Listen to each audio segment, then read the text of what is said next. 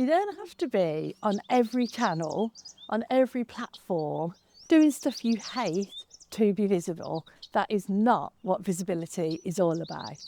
In our latest group session for the Impact Activators, we talked about this subject and I was on fire with this idea of being visible. So take a listen to the recording, and if you're ready to be visible and to find out what that really means, come and join the school. The details are below. We would love to have you. All right, so let's get into it. I'm just constantly staggered by when you put it out there, when you be visible, yourself, not social media and websites and YouTubes and all of these other things. When you be yourself, visible in the world, you can create what you want to create. And a big part of that is, who do you need to be? On my journey, I had to think about, who did I need to be to create a practice where people are paying me a sustainable amount and not me giving away my time all the time? Who did I need to be to stop people from not showing up to calls? And where I used to think, oh, it's fine if they don't show up because it gives me the time back and everything. And I got to a point where I thought, that's not who I want to be. I want to be the person who people show up for. And I'm seeing that more and more. We'll talk about the practical tools of visibility, but the biggest component of visibility is who you're being and letting that speak for you.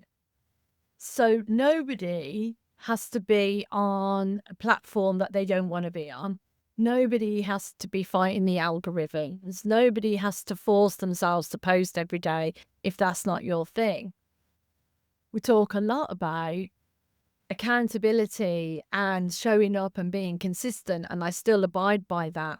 But I also think that when you're almost marrying the practical with the spiritual or the inner essence of who you are, that's when fireworks happen. You know, that's when we create the life we want to have, and we create the clients we want to have, and we create the business we want to have. It comes from joy and it comes from pure essence, because it's all at our fingertips. We get to play with it. It's the clay. We are the clay that mind gets to play with and bring into the world.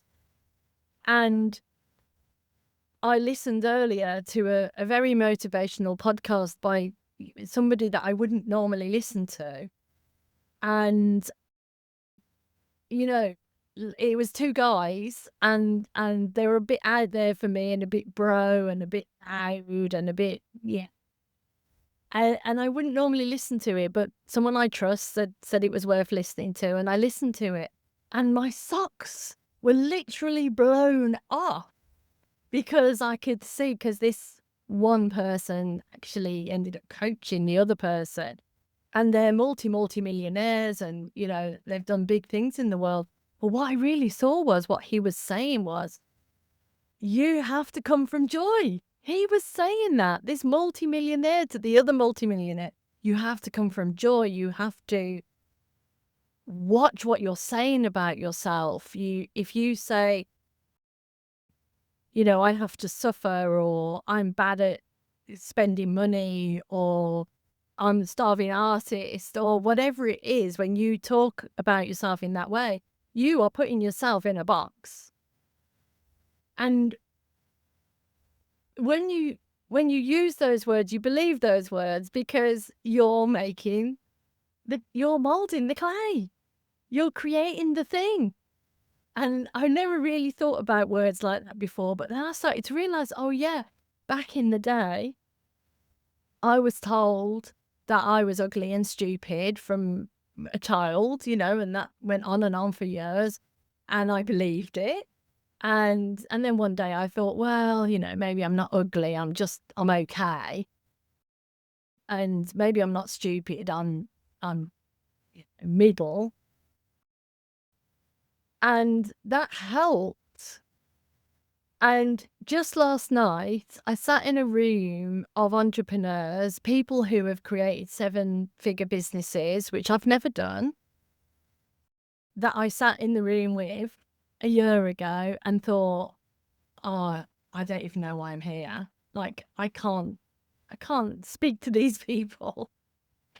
And last night I was back in that room and I was asking a question and I realized, oh, there's people behind me now. There's people that are looking up to me. There was a person there who joined the group because of a video that I did. I mean, it's mind blowing. I could never have imagined myself there. But the more you live into what you really know, what you really believe in the world, not about yourself, not about your little self, but what you really believe in the world, the more you live into that, the more the junk that falls away. And so when we're going to be talking about visibility right now and platforms and networking and stuff like that, I want you to keep this in mind. I want you to bear this in mind because we get stuck. We all get stuck with, well, who can I talk to? And what am I going to talk about? And I don't know. And as this interviewer said, we get stuck in our head. So we don't want the head person to rule. The head person's useful. You know, the analytical person, the person who can sort of like count and make, you know, do practical things and build websites or whatever. That person's really useful, but that's not the leader. The leader is the cool inner you, the person who can change the world. And I believe our time has come, especially women, and especially women who are older, because we've got the lived experience, we've got the passion, we've got the nurturing, like we've got so much that we can bring to the world and change the world, but we can't do it when we're hiding. We can't do it behind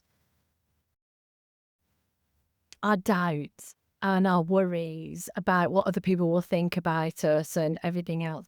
We've literally got to recognize those things, suffer with them a little bit if we feel like suffering for a while, and then put them down and go, okay, who am I going to be today? So who are you being? And who do you want to be? If you want some help with that, come and join us. The very friendly community, and I personally answer every single post. So come and help yourself find out who you want to be today. Lots of love. Mwah.